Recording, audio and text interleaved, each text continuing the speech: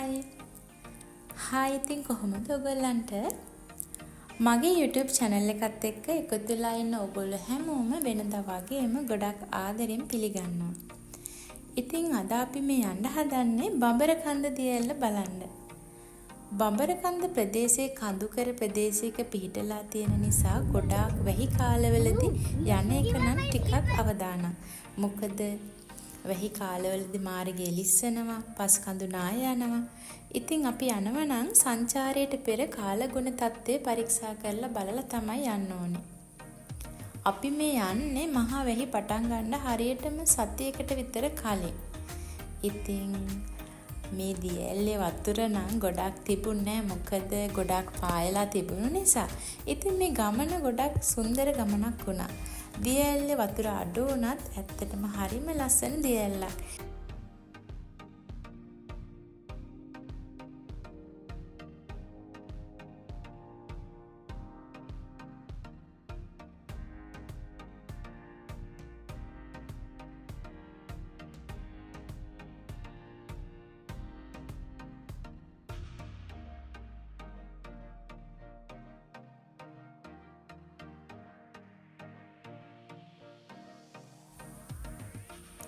බඹරකන්ද දියඇල්ල බලන්න යනවා නම් එතනට උදේ 7-10 අතර වගේ වෙලාවක යනවා නම් හොඳයි. මොකද ඒ වෙලාවට ඉරාව්ව වැටිගෙන ඇවිල්ලා ලස්සන වයිබ් එකක් තියෙනවා. මීදුමත් යන්තම් තියෙන නිසා ඒ වගේ වෙලාවක යනවා නම් හොඳයි කියලා තමයි මට හිතෙන්නේ. ඉතින් ඒ වගේම මාර්තු ඉඳලා සැප්තැම්බර් වගේ කාලවල යනවා නම් හොඳයි. මොකද ගොඩක් වැස්ස අඩුවෙන් ලැබෙන කාලවල තමයි යන්න ඕනේ. දෙසැම්බර් මාසේ වගේ වැස්ස ගොඩක් වැඩි කාලවල යන එක නම් අවදානමක් තියෙනවා. ඒ වුණාට බඹරකන්ද නම් වතුර ගොඩාක් වැඩි වෙලා ගොඩක් ලස්සනට ඇති මේ කාලේ. ඉතින් අපි මේ යන කාලේ නම් වතුර ගොඩක් අඩුයි.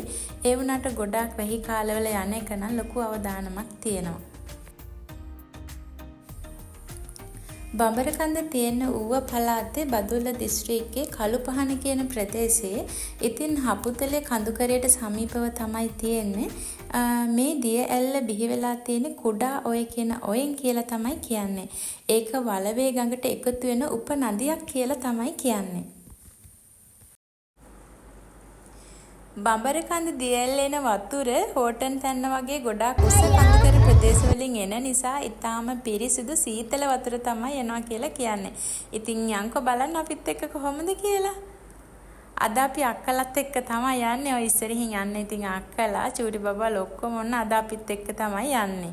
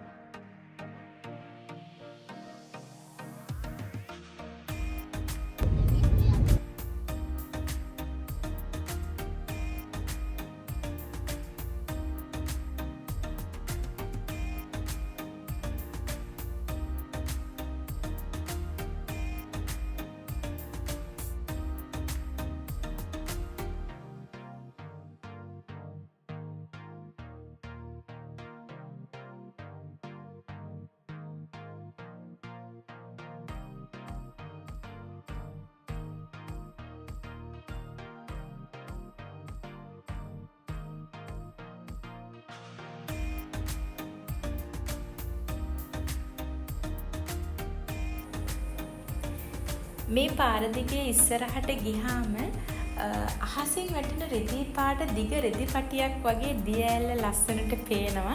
ඉතින් දිය ඇල්ලට මේ නම ලැබුණා කියලා ජනකතාවල කියන්නේ නම් ඉස්සර කාලේ මේ බඹරකන්ද ප්‍රදේශයේ බඹරු ගොඩක් ඉඳලා තියෙනවා. ඉතින් දිය ඇල්ල වැටෙන හඬ බඹරු හඬක් වගේ අඛණ්ඩව ඇසෙන නිසා බඹරකන්ද දිය ඇල්ල කියලා නම වැටුණා කියලා තමයි කියන්නේ.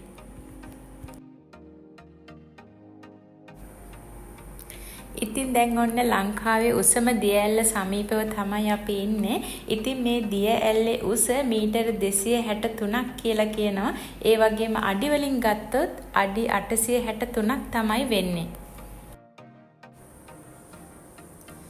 බඹරකන්ද දිය ඇල්ල ලංකාවේ උසම දිය ඇල්ල විතරක් නෙවෙයි දකුණු ආසියාවෙත් ප්‍රධාන උසම දිය ඇලි අතරට එක් වෙනවා කියලා කියනවා. ඉතින් මේ දිය ඇල්ල විශේෂත්වය තමයි පුළුල්ව ජලය පතුරවන්නේ නැතිව ගොඩක් උඩ ඉඳලා ඍජුවම බිමට වැටෙන එක. ඒ කියන්නේ සිංගල් ඩ්‍රොප් එකක් තියෙන එක තමයි මේ දිය ඇල්ල විශේෂත්වයක්. ඒ වගේම බඹරකන්දේ වටා පරිසරය පයින් වනාන්තරයක් තමයි තියෙන. ඉතින් පයින් ගස් අතරින් තමයි අපි යන්න ඕනේ. ඇවිදගෙන ටික දුරක් යනකොට තමයි අපිට මේ ඈතින් පේන බඹරකන්ද දිය ඇල්ල බලා ගන්න පුළුවන් වෙන්නේ. ඉතින් අපිට බඹරකන්ද දිය ඇල්ල ළඟටම වාහන වලින් යන්න බෑ.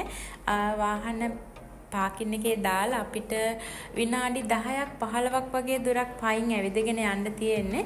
ඉතින් ස්ලෝ වෝකින් එකකින් ගියොත් නම් ඊට වඩා වෙලා වැඩි වෙන්න පුළුවන්.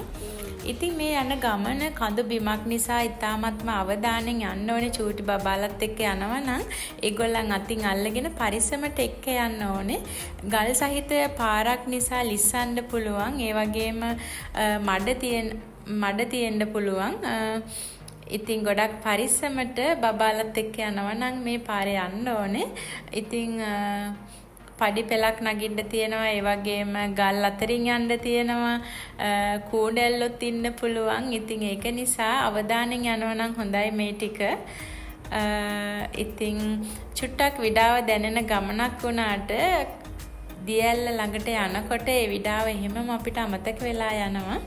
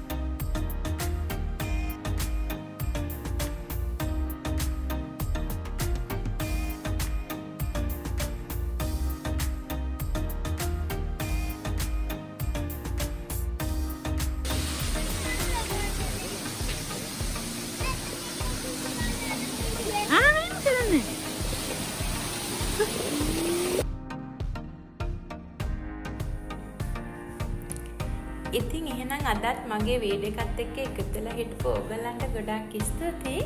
ආයෙමත් දවසක ලස්සන වීඩියෝ එකක් අරගෙන එන්නම්. එතකම් පරිස්සමෙන් ඉන්න. බයි.